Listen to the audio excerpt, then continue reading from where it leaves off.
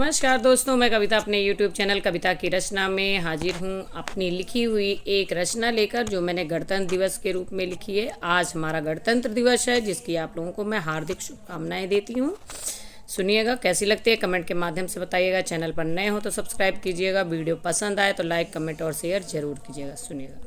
महापर्व हमारा गणतंत्र दिवस है, महापर्व हमारा गणतंत्र दिवस है। ये एक पर्व ही नहीं हमारे भारत का सर्वस्व है, ये एक पर्व ही नहीं हमारे भारत का सर्वस्व है। 26 जनवरी 1950 को मिली थी भारत को एक नई पहचान। 26 जनवरी 1950 को मिली थी भारत को एक नई पहचान।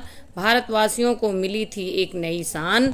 गोरों के कानून से मुक्त हो गया देश हमारा, गोरों के कानून से मुक्त हो गया था देश हमारा। हर भारतवासी ने पाया स्वतंत्र जीवन और अपना संविधान। हर भारतवासी ने पाया स्वतंत्र जीवन और अपना संविधान। हर भारतवासी ने गाया अपना राष्ट्रगान। आसमान तक लहराया था तिरंगा, आसमान तक लहराया था तिरंगा, जो भारत की है शान।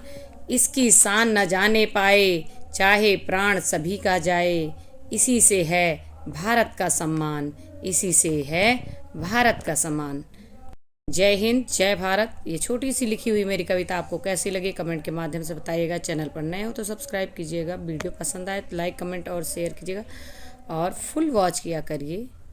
धन्यवाद।